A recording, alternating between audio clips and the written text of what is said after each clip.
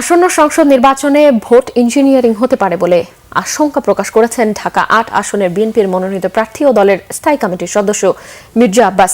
এদিকে ঢাকা ৬ আসনে বিএনপির মনোনীত প্রার্থী ইশরাক হোসেন বলেছেন, সাধারণ জনগণকে বিভ্রান্ত করতে নির্বাচনের আগ মুহূর্তে কিছু সংগঠন বানোয়াট জরিপ করছে।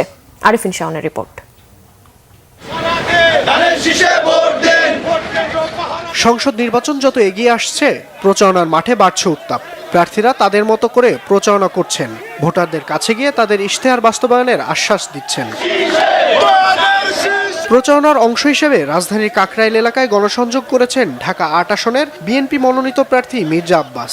নির্বাচনী প্রচারণায় তাকে কটূক্তি করে কথা বলার বিষয়ে ইসিতে লিখিত অভিযোগ দেওয়ার কথা জানান তিনি।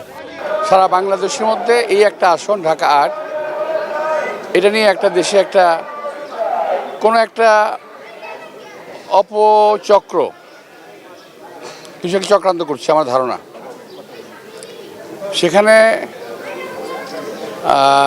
জনগণের যারা ভোট দেবে সেখানে ইঞ্জিনিয়ারিং হওয়ার সম্ভাবনা আছে। কারচুপিটা হয় সেন্টারে, যেটা অপকর্ম করা হয় বিভিন্ন সময়, হয়েছে ইতিমধ্যে। আর একটা হলো ইঞ্জিনিয়ারিংটা হলো অ্যাডমিনিস্ট্রেটিভ। আমি সেই অ্যাডমিনিস্ট্রেটিভ কুয়ের ভয়ে আছি। এদিকে পুরান ঢাকার টিকাটুলি এলাকায় তরুণদের সাথে জনসংযোগ করেন ঢাকা ৬ আসনে বিএনপি মনোনীত প্রার্থী ইশরাক হোসেন। এ সময় তিনি বলেছেন, ভুয়া তথ্য দিয়ে কিছু সংগঠন বানোয়াট জরিপ করছে। কারা জরিপ করেছে জানি না।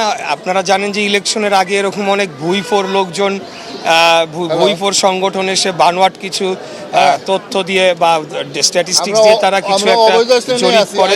তো আমি যেটা বলবো যে একটা রিয়েল জরিপ হবে আগামী 12ই ফেব্রুয়ারি। যারা এইসব মানে বানোয়াট জরিপ করছে, আমি বলবো যে এগুলাকে আসলে জনগণের তেমন কোনো চিন্তার কোনো কারণ নেই এবং এগুলাকে খুব বেশি গুরুত্ব দেওয়ার কোনো কারণ আমি দেখছি না। এছাড়া রাজধানীর বিভিন্ন নির্বাচনী এলাকায় প্রচারণা চালিয়েছেন বিএনপির মনোনীত প্রার্থীরা। ঢাকা 11 আসনের এম এ কাইয়ুম বলেছেন, প্রতিবারই বিএনপি ক্ষমতা এসে সাধারণ জনগণের ভাগ্য পরিবর্তন করেছে। 12 তারিখ আমরা বিপুল ভোটে বিজয়ী হতে পারবো, এটা আপনারা দেখতেছেন। স্বতঃস্ফূর্তভাবে মানুষ আমাদের মিটিং মিছিলে অংশগ্রহণ করছে।